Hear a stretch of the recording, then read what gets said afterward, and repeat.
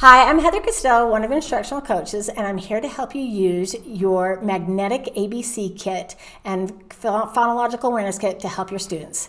Now, in your kit, you will find that you have this page right here. We're going to be doing it on option 2. And now why you would want to use option 2 is because of this. You might have a child that is stuck in their 95% lessons. Now, there's some different reasons why a child might get stuck in 95% lessons, and these aren't all of them, but these might be some of them. It might be that your child is stuck because it's an attention issue. They're not really paying attention to what is being taught. They also might get stuck because they didn't get all the lessons in the first place. For example, skill 5. Skill 5 is a long skill, and they may be not getting the last ones, and that's why they're not knowing that information to pass it. Another reason, they might have some executive skill issues that are preventing them from progressing in the lessons.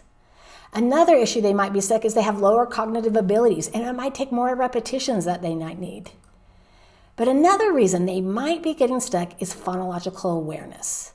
And if they're getting stuck on phonological awareness, this program is going to help you still do that 95% skill, but also give you some time to work on their phonological awareness. So this is what the routines for this intervention look like. About 8 minutes to using the Kilpatrick Phonemic Awareness Program, and then another 8 minutes to work on the 95% skill word practice, and then back again and working on the about the Kilpatrick program. So we have to ask ourselves this: if they have a phonological awareness program, really what is phonological awareness, and why is this causing the problem? So phonological awareness is a child's ability to play with sounds in their head. So according to Kilpatrick, we can give them all the phonics instruction they want, but if they can't hold on to it and use it when they have to spell a word or when they have to retrieve it and change this sound for that sound so they can understand the new word, we're not going to move as quickly as we need in our phonics instruction if we can't play with those sounds in their head. So a phonological problem might look like this. Say you have a child that does this: t, ap, t, ap. Oh, it's Matt.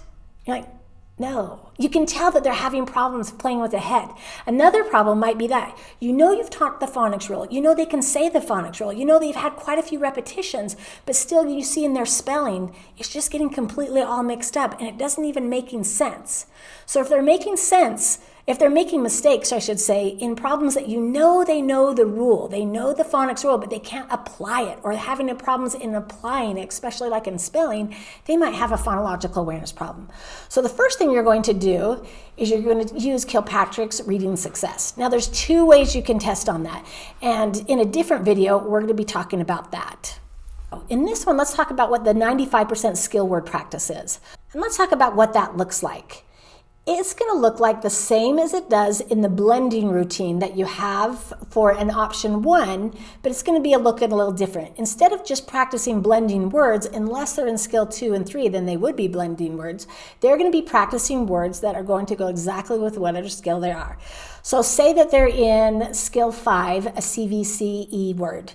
So you're going to use words such as on Monday, just in this little 8-10 minute window, you're going to use real words using their current skill words, and you're going to be making them with their boards, their magnetic boards, and their letters. And so you'd be making CVCE words, real words. On Tuesday, you might be doing the same, you're going to be using the same thing, making them, but now you're doing nonsense words. On Wednesday, you might be making nonsense and real words, but this time you're going to be using your markers and you're going to be writing on that board.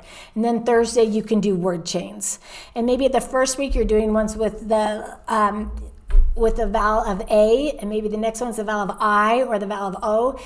Whatever it is, keep them in that skill. But when it's not during that skill, on either side, before and after, you're going to use the phonemic awareness of Kilpatrick.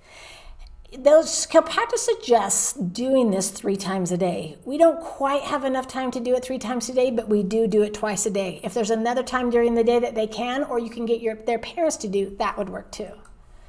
If you have any questions about how to use option 2 to help children get stuck out of their with a phonemic awareness problem in their 95% skills, you can ask a coach, ask me, and we'd love to help you.